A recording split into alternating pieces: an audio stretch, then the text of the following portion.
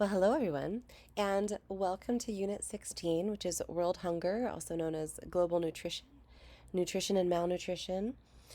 Now, before we preface this chapter, I'd like to start off by saying that while hunger exists everywhere, the intensity of the problem is going to vary from country to country. And so, first world nations and third world nations are going to experience different intensities of these hungers and different percentages of hungers in different populations. But the beginning of this chapter is just going to start off with some definitions. We'll be talking about what's the definition of the word hunger and malnutrition, and also overnutrition versus undernutrition. And overnutrition happens to be something that we as Americans tend to lean towards a little bit. Hypercalories, anyway, maybe not perfect nutrition, but extra calories. And the difference between that and undernutrition would be that these people would be gaining weight, these would be losing weight, and obviously not meeting their nutritional needs. So we'll also be talking about the different factors that are going to cause hunger or contributing factors that are related to hunger in the United States as well as the rest of the world. And then we'll talk about populations that are at the greatest risk for hunger and malnutrition. And then we'll talk about the effects of hunger in terms of disease and medical conditions that can cause temporary or sometimes permanent effects. So we'll talk about the health consequences of hunger and malnutrition as well. So hunger is just defined as a discomfort, something that feels uncomfortable caused by the fact that you're not getting enough food, along with this desire, an overwhelming desire to eat. So basically, we've all experienced the feeling of hunger itself. Feeling hungry simply means that you would like to put some food into your body. Now, when you experience hunger for extended periods of time, you can end up leaning into malnutrition, where you simply aren't getting enough to eat. And what you are getting to eat might be something like rice, for example, and not having the nutritional content that you need. So, not eating enough of the right foods, right? Not being able to get balanced diet to be able to get the nutritional content that your body needs for metabolism. Now, malnutrition can appear in a couple of different ways. So, if you're malnourished, you can be either under or overnourished. So, undernutrition basically means that you're not getting enough of at least one, but usually many different nutrient compounds in your diet. Where overnutrition occurs when you're consuming too much. Usually too many calories as well, but certainly too much of one or many nutrients. For example, bringing in too much sodium is a pretty common nutritional imbalance in the American diet. Now, if we look at global world hunger, we're looking at over 800 million undernourished people in the world. And while hunger again exists in every country in the United States, every country in the world, including the United States, it's going to be disproportionately represented in different populations depending on which country you're looking at, or in the United States, which state or region you're looking at. Now, hunger usually happens because we don't have enough money in our budget to be able to buy the groceries or meet our nutritional demands. So typically, hunger results from economic hardship and borderline poverty. Right? In the developing world, however, so this is what happens in the United States, right? In the United States, hunger doesn't happen because there isn't enough food. It happens because people don't have enough money to afford that food. However, sometimes in places like developing nations and third world nations, for example, hunger is caused by much larger problems like or like large poverty in the entire region, or war and civil unrest, famine, right? Not enough food to go around. So even in this case, the people with the money are still going to be experiencing nutritional deficits. So in the developing world, hunger more comes from food chain disruption and civil unrest, whereas in the United States, it typically is going to come from poverty or simply not having enough money to meet your nutritional demands. Now, in developed countries like the United States, hunger is less prevalent, again, because it's more reliant on economic hardship than on disruption of larger chains of supply, than in lower developing or least developing countries. This here is a map of hunger in the United States. And food insecurity is defined as not knowing where your next meal is going to come from. So it doesn't mean that you're starving right now. It means that you're not certain that you're going to have a meal for food for your next meal. So food insecurity below US average means that you're going to have enough food to be able to eat. Food insecurity at or about average, and that's here in Hawaii. And then food insecurity above US average is going to be in some of these impoverished states, where we're going to see higher proportions of families and children that are not able to meet their nutritional demands or are just uncertain about where their next meal is going to come from. So food insecurity, again, that's going to be defined as limited or uncertain availability of nutritionally adequate and safe foods or limited or uncertain ability to acquire acceptable foods in socially acceptable ways. So this may present as food hoarding, food stealing. Children who experience food insecurity will sometimes take food to bed with them, and they'll save half of their meal for the next meal, even though they're still hungry right now, because they aren't certain if they're going to be getting their next meal. So if you are able to access nutritionally balanced food at any point that you want, you have the economic ability to do so, and you're going to have a grocery store nearby to do so, that's called a high level of food security. And I do hope that everyone watching is somewhere within the high food and the marginal food security. But if you do find yourself in the low food security or very low food security regions, do know that there are resources available to you. There are food banks, EBT, and other sorts of government resources that are able to make sure that there is food on the table for individuals who are experiencing food insecurity, at least here in the United States. So low food security would be that you have low quality of food, meaning that you're eating a lot of fast food, for example, or rice and beans, right? A low variety of that food, and low desirable food. So you're eating food maybe from, for example, the low food security, they might be stealing food or taking food from trash cans, for example. Low security means that you're going to have food interruption, that you're not just worried about where your next meal is coming from, you're probably skipping meals and experiencing reduced food intake. This often occurs with mothers who are making sure that their children are fed before they're feeding themselves. So oftentimes the first person in the family to become famished is going to be the mother, because she's been experiencing reduced food intake for a while to make sure that her children are well fed. Food insecurity is often common in people who do not have a steady income stream. So that includes older adults, for example. Adults that have lower ability to go out and get their food, so decreased mobility or lower finances, can also increase your risk of food insecurity. And food insecurity can very quickly become food insufficiency, meaning that there's just not enough food available, meaning you're starting to skip meals or ration. And this can obviously cause your issues with malnutrition very quickly, because long periods of time where you're skipping meals can mean that you're at a nutritional imbalance or deficit for long periods of time, which can obviously affect your metabolism, etc. Now, sometimes if you're living in areas that are super rural, like really far away from grocery stores, or super urban, which can also be very far from grocery stores, even though you're in the middle of a city, sometimes you end up in a food desert in the middle of a city. For other reasons, maybe not financial circumstances, but perhaps there simply isn't much available to you in terms of fresh greens because you're pretty far from a farm, and the only thing available is going to be like McDonald's, for example, in your urban food deserts. So food access can be inconsistent due to either financial concerns, not enough money to purchase the food, or other circumstances as well. But generally, in the United States, the primary cause of food insecurity is lack of resources, right? Poverty, making sure that the money is going towards the rent and the car payment and all the other bills, and there's just not enough left over to get the food on the table. Now, this can happen in both inner cities and rural areas, pretty much anywhere that poverty is going to be prevalent.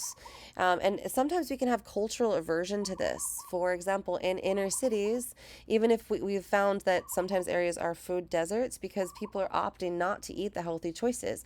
So when they attempted to rectify areas that were food deserts by bringing in fresh vegetables, etc., the bananas and the fruits and vegetables just kind of rotted on the shelf because people were so used to purchasing Cheetos and other prepackaged foods that sometimes just putting the food in front of them isn't enough to change it. You have to actually change mindsets as well. So you have behavioral and cultural factors that you also have to overcome. Many generations of eating fast food means that nobody really knows how to cook a nutritious meal anymore, and so you might have to relearn some nutritional behaviors. Oftentimes in rural areas, we can have lower amounts of household income. They're not bringing in much. And also education levels tend to be lower as well. People don't always tend to even graduate high school, let alone go on to higher levels of education like college. And this obviously can lead to a cycle where you end up with lower household income. And that also leads to lower amounts of employment. So if we have high unemployment rates, that also leads to poverty, right? All of this leads to insecurity of your ability to get the food if you don't have the money in your wallet to purchase it. And poverty can be very difficult difficult to overcome because once you become unemployed, it becomes difficult to get a job. Sometimes you need a car to get that job or certifications or trainings, and you don't have the money to get them. You don't even might not even have the money for childcare, for example, to be able to get to the job. So once you end up unemployed and you get down to limited resources, it can be very difficult to get back on your feet because you have lack of resources to get the job, maintain the job, etc. Plus, you don't necessarily have the education or the training that the other job applicants have. Or you may end up with medical issues, poor health, bad credit, bad financial decisions lead to the inability to get that car because you have bad credit. So once you have a cycle of poverty, it becomes very difficult to overcome, and therefore it can become generational, meaning that it gets passed down to the next generation. So here in the United States, there are multiple factors that can contribute to your risk of malnutrition. Individuals that are at greatest risk for being food insecure include households that are headed by single women, household members that are headed by minorities, household members that have a low income, again, below the poverty level, which is actually phenomenally low. If you look at the poverty level, I think it's $20,000 a year, which is completely unlivable in most places. So below poverty level means that you're not even getting anywhere close to livable wages. And on top of that, we have high housing costs, high utility costs. So most of the paycheck is going to go towards overhead, leaving very little money for food, especially if you're in a situation where you need to choose between getting the gas in the car to get to work or putting the food on the table. Well, you're going to hope that you'll get the gas and go to work so that maybe tomorrow you'll be able to afford the food. So oftentimes these individuals are living paycheck to paycheck and with little access to credit, meaning they're not able to get loans to be able to survive from one month to the next. Additionally, individuals that have children in the household, this can be an expense that becomes very costly and can detract from food expenses. And anyone that's classified as what we consider to be the working poor, that means someone who is putting in their 40 hours a week, but is still coming in right around poverty level. And these individuals can also be classified as food insecure, right? Because most of their money, this is the individual where most of their money is going to the utility costs and the housing, leaving little money left for food. I did previously talk about food deserts. Food deserts are going to be any region in the country that's going to have limited access to healthy food. So anywhere that you're not going to be able to run out to within a couple of blocks and get lettuce and carrots to be able to make a salad, for example, or fresh meats, fresh dairy products. Areas where the most of your options are going to be fast foods or 7-Eleven style foods, right? And food deserts mean that you're not able to learn proper nutritional habits because you don't even have access to buy the food to be able to bring it home to learn how to cook it. Other things that can contribute to hunger include illness, mental illness, and disabilities. This means individuals are going to be closer to poverty, right? They're earning less income. Perhaps they're having less hours if they are earning income. And because they might be seeking medical care, etc., they might have less work available to them or be less productive at work if they're working on commission, etc. Other things that can cause poverty, obviously drug and alcohol abuse, because this can cause inability to maintain a job. It can cause homelessness, plus the drugs and alcohol can be extremely expensive, which can also overtake the budget for food, etc. Mental illness is an entirely different category. Oftentimes, people who are mentally ill are entirely unable to work. They can also borderline on houselessness, and they can also have increased or decreased interest in anything to do with cooking or creating food. So, mental illness can be something obviously very difficult to overcome, which is not something we're really going to delve into in this chapter. So, we were just talking about the United States, but on a more global level, we're going to talk about nutritional factors that are going to contribute to malnutrition. And it's been determined that over 10% of the world's population is undernourished. So this doesn't mean just food insecurity. This means you're getting to the point where you're skipping meals, or maybe you're eating, but you're only eating things like rice and beans, and you're not getting the nutritional content that you need to meet your metabolic demands. And again, even if you look at the United States, when we were just talking about hunger and food security, etc., almost all of the United States is experiencing what we consider to be very low undernourishment compared to some regions of, for example, Africa, right? Or Central America, right? South America. So some of these regions are going to experience very high levels of undernourishment. In some areas we can't even get to. You might notice that a lot of these areas are going to be areas of high war, for example, or of rule by different sections that we're not able to get into, like Taliban rule, for example. So some of them are going to have completely missing or insufficient data to be able to make those determinations, which leads you to believe that probably there are pretty high levels of undernourishment in those areas if we can't even get there to assess it. So, anyway, point being that we in America, although I did just talk about first world poverty and first world hunger, it's very minimal compared to what the third world nations are experiencing. Now, we can have a lot of different things that can lead to poverty, but many of the individuals that are suffering poverty have experienced discrimination or inequality at some level. Again, this can happen either at the local level, where cultural practices are compromising food based on different discriminatory events, or at a national level, where the land control is unequal, the asset control is unequal. And so, even if you are able to increase your crop yields, it's not going to decrease your food insecurity because the supply chain is disrupted because of some sort of national control system issues. Um, Anytime that the amount of food available to an individual is influenced by their gender, their education, their birth order, their age, their control of their own income, all of this is considered discrimination and inequality.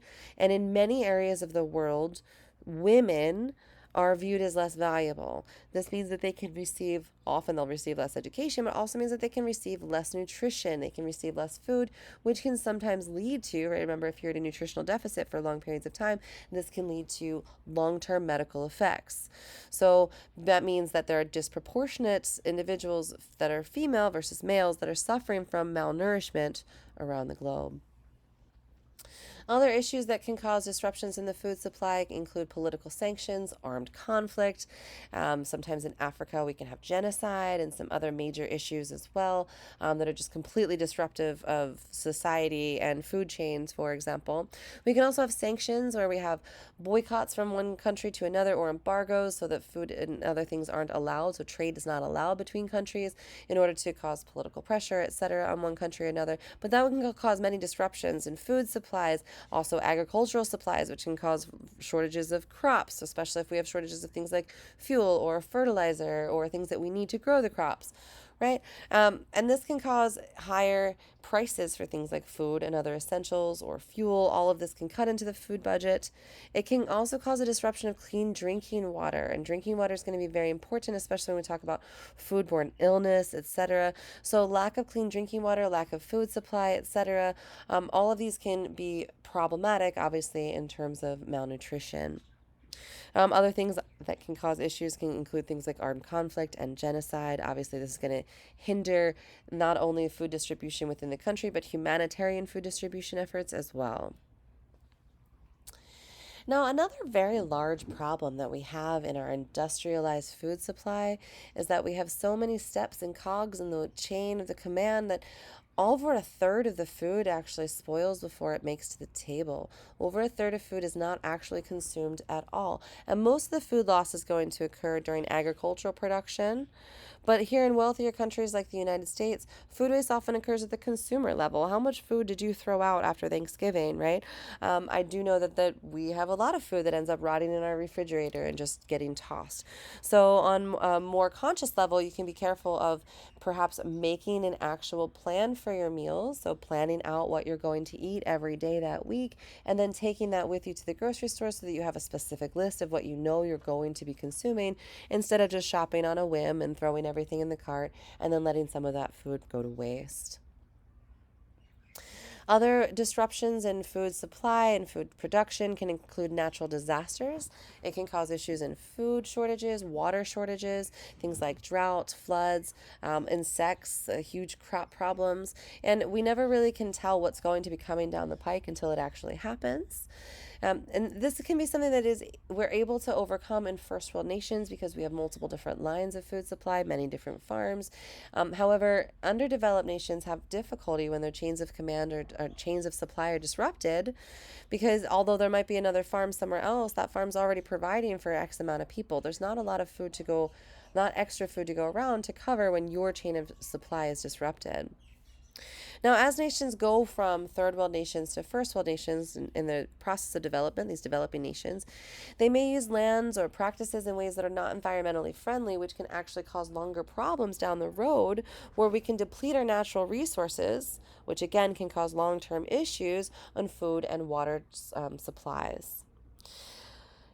What happens as soon as we get a reasonable series of sanitation, hygiene, and a chain of food to a certain location is inevitably we're going to see a population boom, right? Population growth as the areas are developing start to strain the local food supply because now we're going to end up again with more people than we're able to support. So as the support networks get stronger, we end up with more people, which puts more pressure on the support network. All of this is great in the process of becoming developed. However, it can mean that there are individuals that are susceptible to malnutrition because they're not getting enough of the local food. There isn't enough to go around. Speaking of population increase, as we increase in population on our global level, we're over 7 billion now. We're headed towards 8.5 billion. Eventually, by 2050, we're going to be almost 10 billion people. 10 billion people on this planet is going to be a lot more stress on the food supply, on the food chain, etc.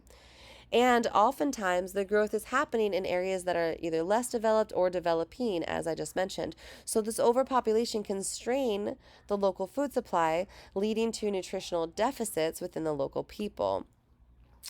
Obviously, if nutritional deficits have to happen somewhere, they're going to happen to the individuals that have the least amount of money because money talks. So, people who are going to be in poor conditions, right, impoverished people are going to be the ones that are typically going to be the ones first seeing the nutritional impact if we have overpopulation and not enough food supply.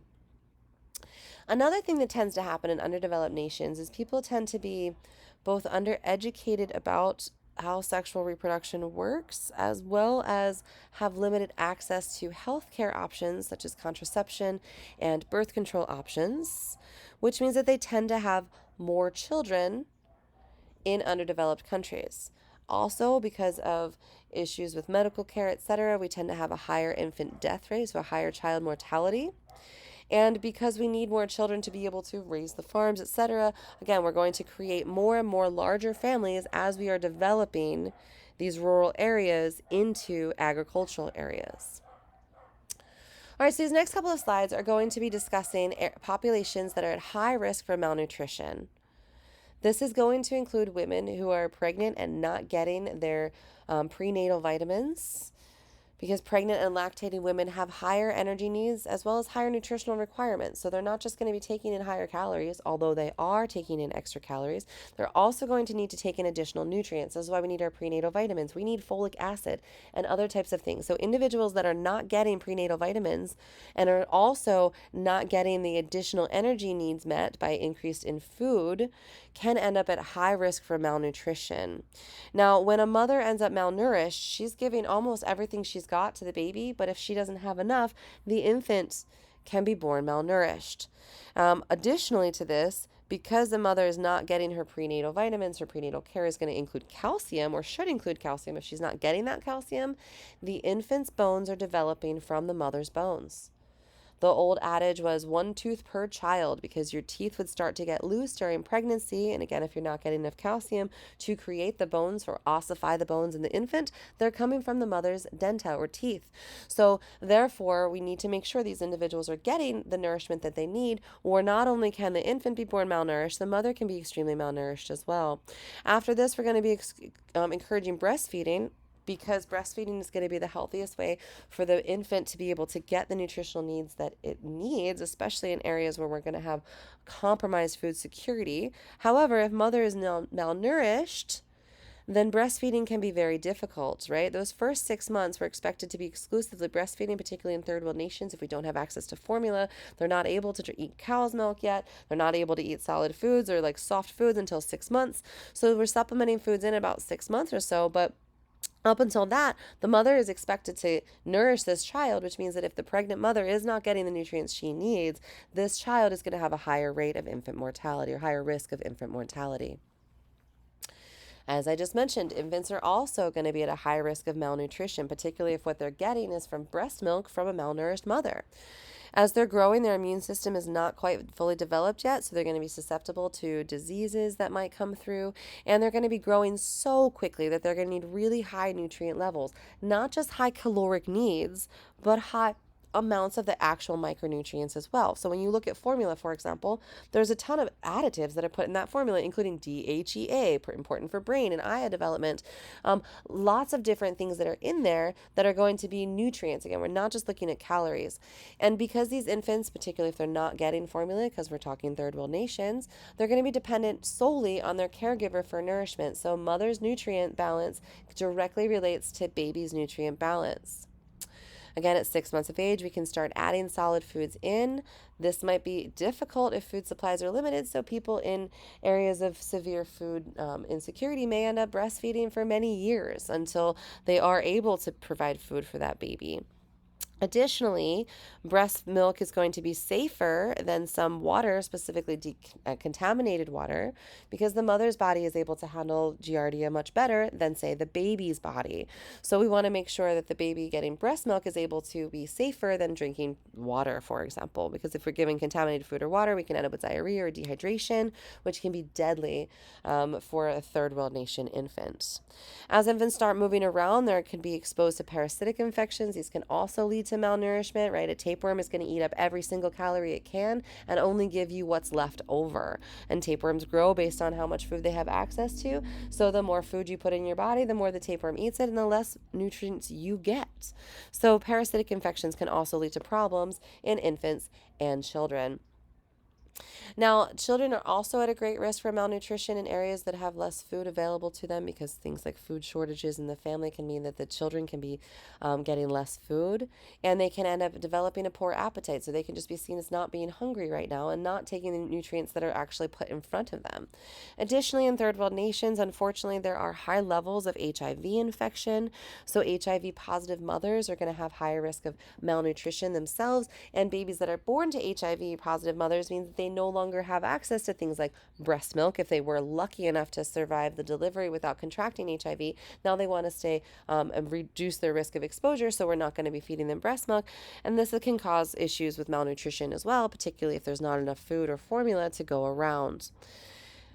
On top of the actual risk of infection itself, when your parents are HIV positive, this is going to drastically reduce their lifespan, particularly if they don't have access to antiretrovirals like we do here in the United States, which have normalized the HIV lifespan to a regular 70 and change year lifespan.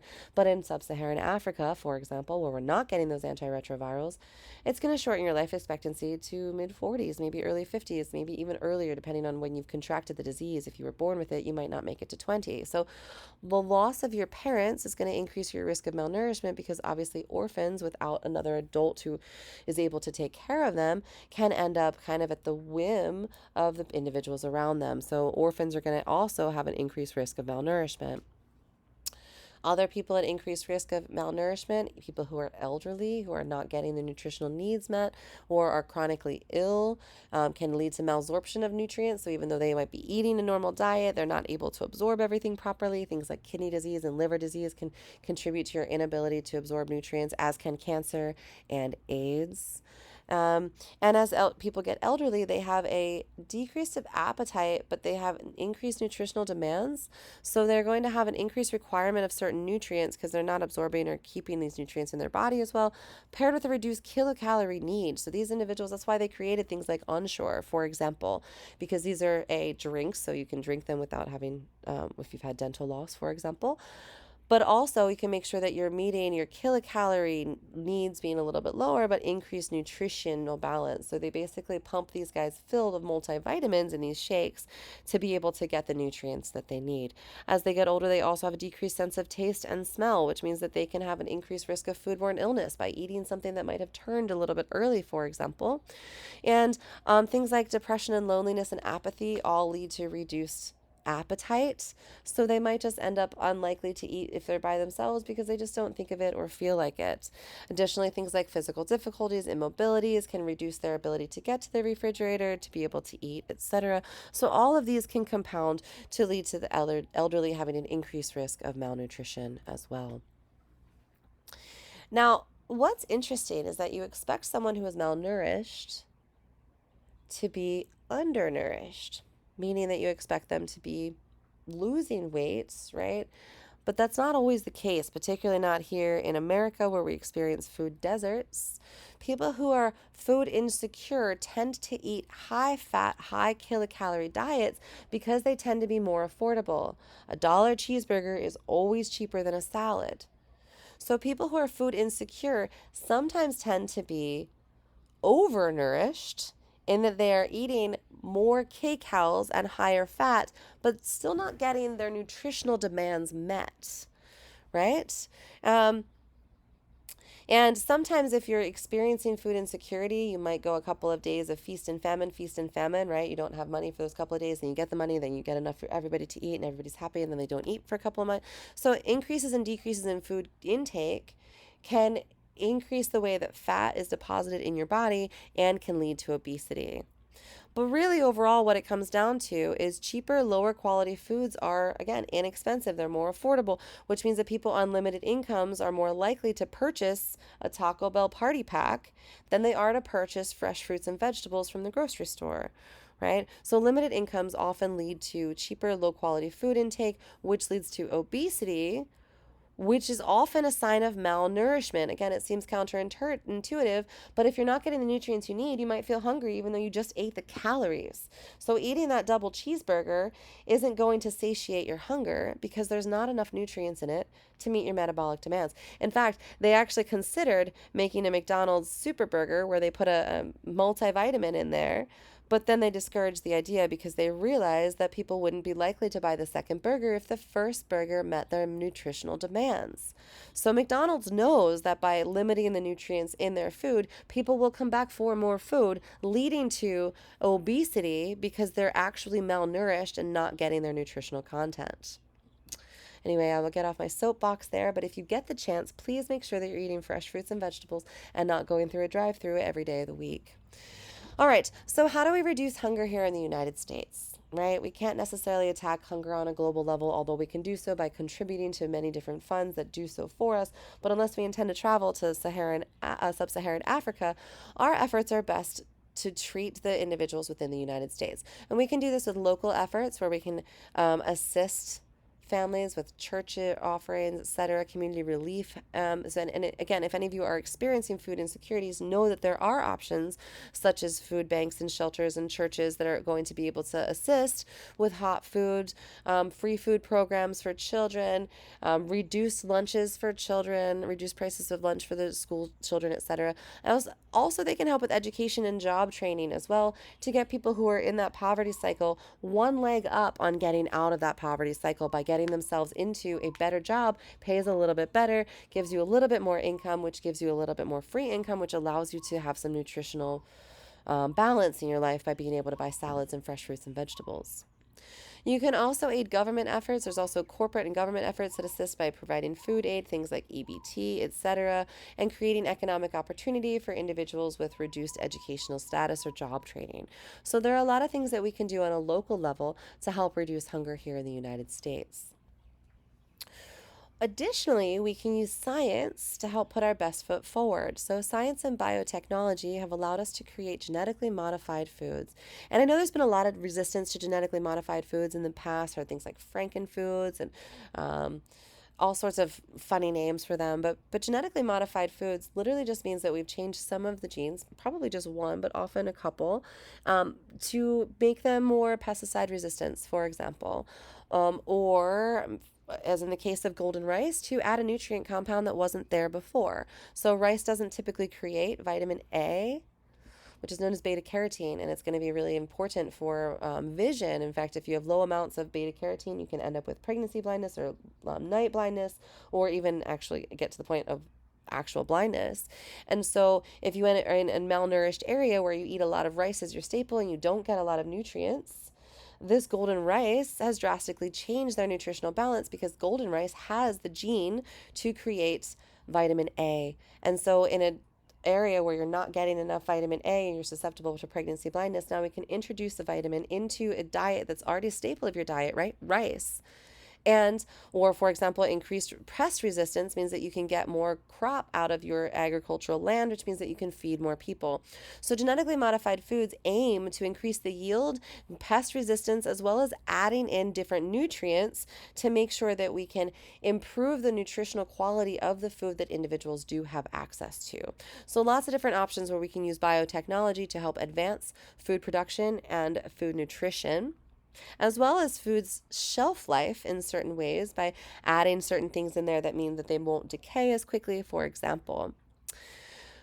We can also use organic farming techniques to help increase biodiversity of both the agricultural soil as well as local soils in the area, as well as creating healthier plants that are a little bit more disease resistant using organic farming. So these are two completely opposite. Biotechnology is like the opposite of organic because we're actually changing things around quite a lot. Organic farming is trying to be as natural as possible, where we can use natural methods to help get back to disease resistance.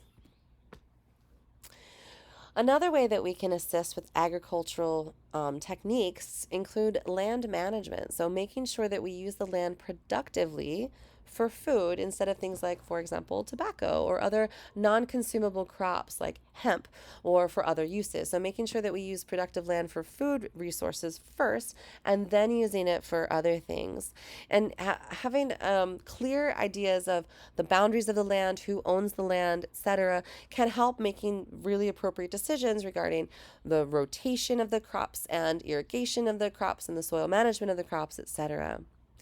Now, on a more global level, proper sanitation is going to be a huge advance in global health and nutritional status.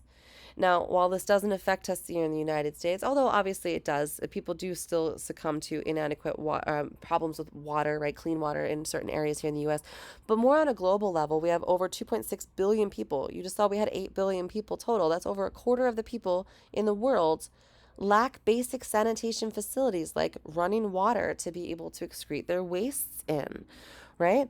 And almost all diarrheal diseases, things like cholera, for example, giardia, etc., all have to do with water contamination with fecal matter. So, inadequate water sanitation with water separating out your wastewater from your clean water, right? Basic sanitation. And that would really increase global health, which would increase global nutrition because the healthier individuals are able to work and are able to get more of an income and help themselves get better food. So, proper sanitation is going to be a huge global effort to be able to help reduce global hunger as well. Again, safe water is such a huge issue in developing nations. Freshwater consumption is going to increase twice the rate of population growth. So for every individual that's created, the water resources are going to have to double. And a lot of deaths globally are related to food and waterborne illnesses. Over 5 million globally are related to inadequate or unclean water supply. And that means that they're under what we call water stress. So, high water stress means that you don't know where your clean water is going to come from. And over a third of the world's population lives in areas that are under water stress. And we just talked about a quarter of the population lives without access to basic hygiene. So, if we were able to deal with the hygiene and the water issues, we'd be able to increase global health such that we'd be able to address global nutrition and increase and alleviate poverty a little bit. So, again, water ecosystems are very important and they're going to be impacted by development use and land use and where things have gone, especially if we're dealing with developing nations that aren't necessarily using the best and safe agricultural practices.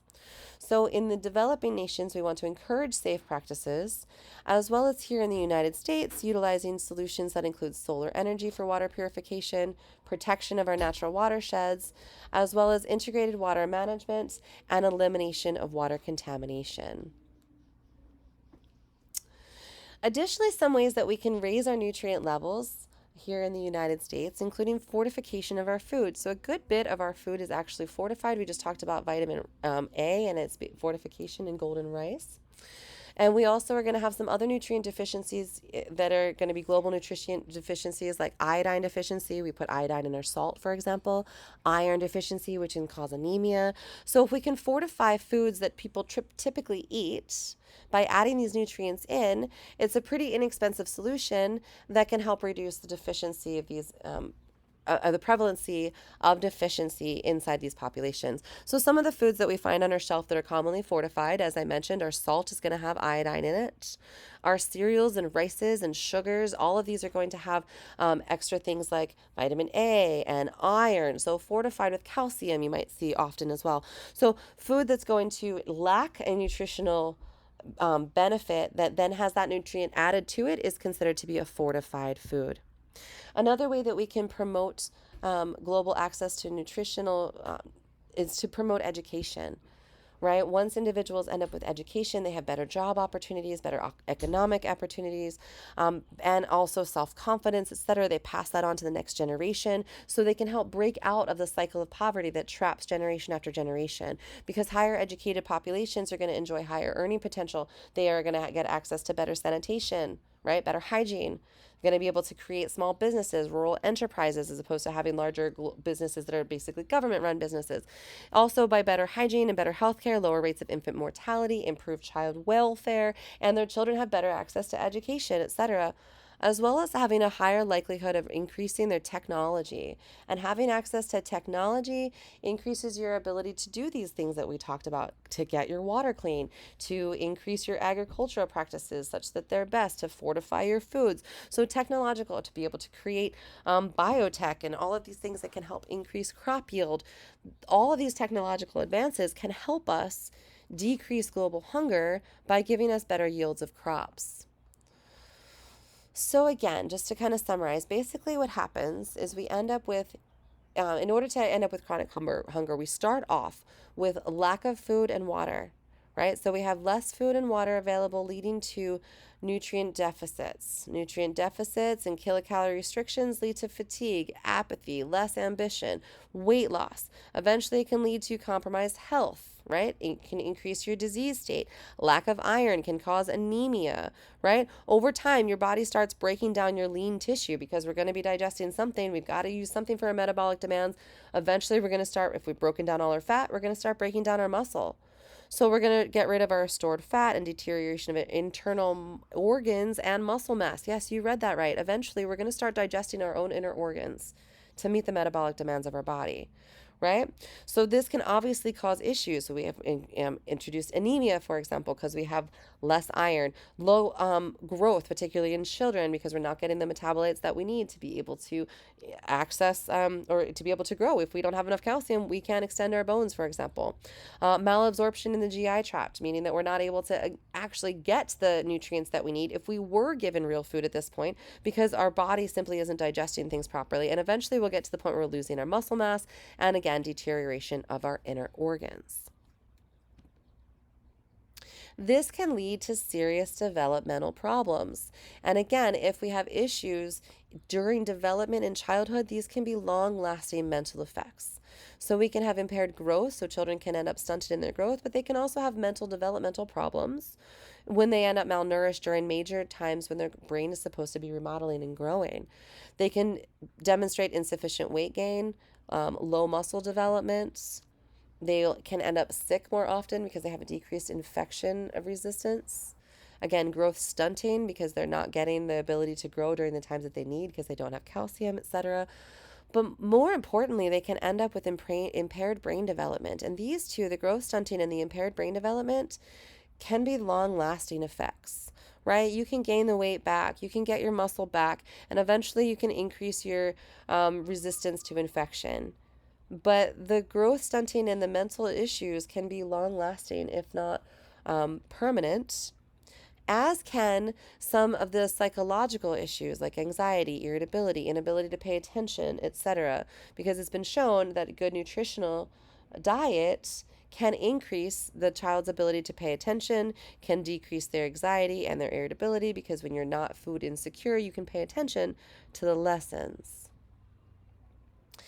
Now, these are the symptoms of starvation. This means extreme malnutrition for long periods of time.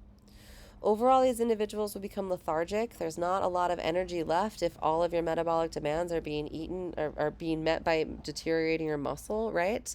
Um, their hair can be very brittle, unhealthy, discolored, fall apart because we don't have enough metabolism to be able to make keratin, which is what the hair, skin, and nails are made of. So we can have brittle nails as well. I don't know if that's depicted here. The mouth and the lips can become dry and sore. Why? Same thing with the tear production. Less liquid in your body means you're not able to meet the demands of the fluid, like the fluid in your body isn't able to create tears. As I mentioned, the night vision is going to be reliant on vitamin A. So if we're not getting enough vitamin A in our diet, we can end up with poor vision, particularly poor night vision will be first, but eventually it will just be all vision affected. Because of our immune disorders that are occurring because we're not getting enough metabolic enough nutrients to meet the metabolic demands, we're definitely not getting enough to meet our immune system needs. So our teeth and our gums can start to decay. The teeth are prone to chipping because we don't have enough calcium. Same thing with our bones. We can be possibly making breakages of our bones because our bones just don't have the calcium that they need to be strong enough to support the weight of the body. We can end up with circulatory issues, abnormal pulse, because we're not getting, again, the metabolic demands regulate everything, including things like ANP or natriuretic peptide, which regulate the pumping of the heart. So we can end up with abnormal pulse, circulation problems. The skin can end up really sore. We can end up with bed sores and rashes or skin that just peels away because, again, without enough liquid and enough keratin, keratin is what comprises our hair, skin, and nails. So we're going to end up with decaying hair, skin, and nails. Internally, we're going to have liver issues as well as, again, the heart issues and GI tract issues. So we can see an enlarged liver. Sometimes you'll see individuals that are starving with swollen bellies, and it doesn't make any sense. And that's because the liver starts to become enlarged because it doesn't have the ability to work properly because there's not enough protein in the diet, and the liver is what is going to also be storing glycogen so that when you have low blood sugar, we just release a little bit to increase it. But because we're not eating any sugar, we're depleting those glycogen reserves. That can cause abdominal swelling, essentially. Again, muscle weakness and atrophy, low muscle mass. So these individuals can appear to be very small for their age or for their gender. They might appear to be female or feminine if they're males, simply because of how they have lack of muscle mass, for example. Again, all of these are symptoms of starvation, and these individuals would greatly benefit from not just from some food, but from multivitamins to be able to meet their nutritional needs.